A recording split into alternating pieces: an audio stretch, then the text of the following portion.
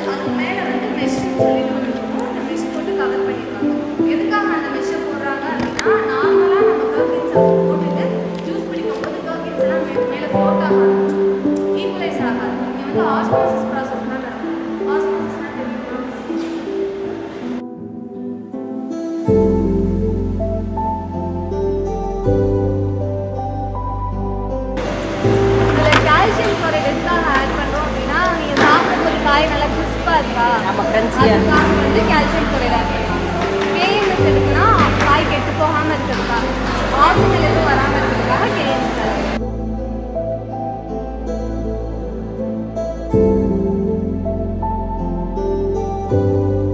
Complete ஆகிறதுக்கு வந்து 21 days ஆகும். நார்மலாக நம்ம சன்லைட்டில் தான் இதை அந்த ப்ராசஸ் பண்ணணும். ஏன் அப்படின்னா இப்போ பேரில் வந்து க்ளோஸ் பண்ணி வச்சோன்னு வச்சுக்கோங்களேன், ஈஸ்ட்டு மோல்டு இது ரெண்டும் வந்து அதிகமாக பெர்மெண்ட் அதிகம் கிடைக்கும். நம்மளுக்கு தேவையானது லாக்டிக் ஆசிட் மட்டும்தான். அதனால என்ன பண்ணுவாங்க அப்படின்னா சன்லைட்டில் காலையில் வந்தோடனே ஓப்பன் பண்ணி வச்சுருவாங்க. அந்த ஈஸ்ட்டும் மோல்டும் சன்லைட் பண்ணும்போது அதோட ஃபெர்மெண்டேஷன் வந்து நடக்காது. லாக்டிக் ஆசிட் மட்டும்தான் நம்மளுக்கு கிடைக்கும்.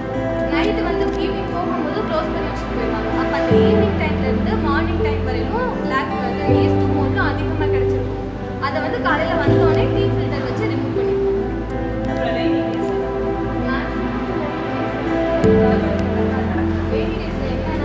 காய் வந்து கம்மியாகிடும், ப்ரொடக்ஷன் கம்மியாக இருக்கும்போது அப்போ இந்த ப்ராசஸ்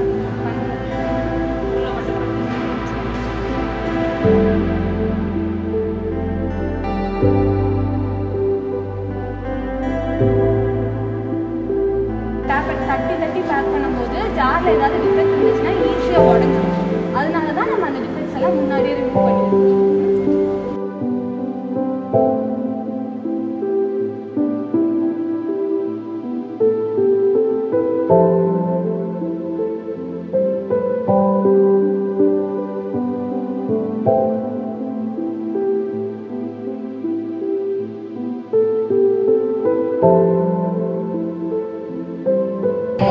காயில் இருக்க மண்ணெல்லாம் அதை அரைச்சி எடுத்துரும்.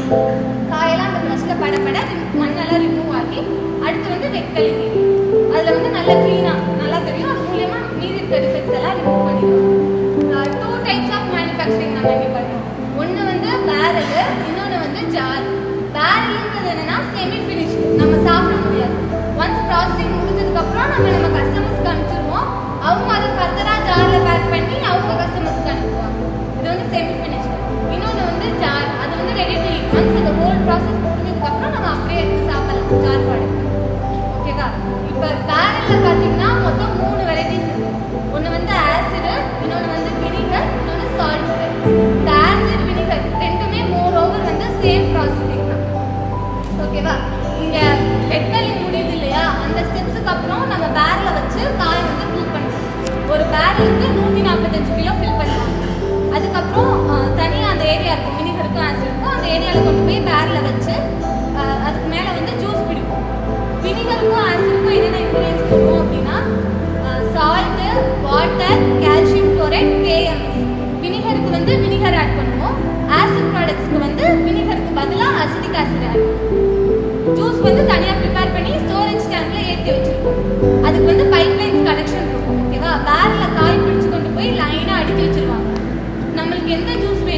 அந்த பைப்ல கனெக்ஷன் கொடுத்து நம்ம அந்த ஜூஸ் வந்து ஃபில் பண்ணிக்கலாம். ஃபில் பண்ணதுக்கு அப்புறமா மெஷின் சொல்லிட்டு ஒரு ரவுண்டா இருக்கும், அதை வச்சு காய் டம்ப் பண்ணிட்டு அதுக்கப்புறமா தான் ஜூஸ் பிடிப்பாங்க. எதுக்காக அதை டம்ப் பண்ணுவாங்க அப்படின்னா ஆஸ்மாசிஸ் ப்ராசஸ் தெரியுமா? நம்ம ஜூஸ்ல வந்து இந்த ஆசிடு, கால்சியம் குளோரைடு அதெல்லாம் போடுறோம்ல, அந்த கண்டென்ட் எல்லாம் வந்து காய்க்கு போகும், காயில் இருக்க கண்டென்ட் எல்லாம் வந்து ஜூஸுக்கு போகும். இந்த ப்ராசஸ் ஃபுல்லாக கம்ப்ளீட் ஆகிறதுக்கு வந்து 7 days ஆகும். ஓகேவா? 7 days-ம் நம்ம பேரல் அப்படியே க்ளோஸ் பண்ணியே வச்சுருக்கோம், ஜூஸ் ஃபில் பண்ணி க்ளோஸ் பண்ணி வச்சுருக்கோம். ஒன்ஸ் இந்த 7 days கம்ப்ளீட் ஆனதுக்கப்புறம் நம்ம QC பீப்புள் இருக்காங்க, அவங்க வந்து இந்த சால்ட்டு அதெல்லாம் செக் பண்ணி டேஸ்ட்டு, டெக்ஸ்டரு, ஸ்மெல்லு அதுவும் வந்து மேனுவலாக செக் பண்ணுவாங்க. செக் பண்ணி ஓகேன்னு நம்ம கஸ்டமருக்கு சொன்னதுக்கப்புறம் அவங்களும் வந்து செக் பண்ணி அவங்க அப்ரூவல் பண்ணதுக்கப்புறமா நம்ம கண்டெய்னர் லோட் பண்ணுவோம். ஜார் வந்து நிறைய சைஸஸ் இருக்கு. 500 ml இருக்கு, 370 ml இருக்கு, 1000 ml இருக்கு, 1415, 2000 இப்படி வந்து நிறைய வெரைட்டிஸ் இருக்கு. ஒவ்வொரு கஸ்டமரும் அவங்களுக்கு எந்த சைஸ் ஜார் வேணுமோ நம்மளுக்கு அது எல்லாமே செக்ல தான் வரும்.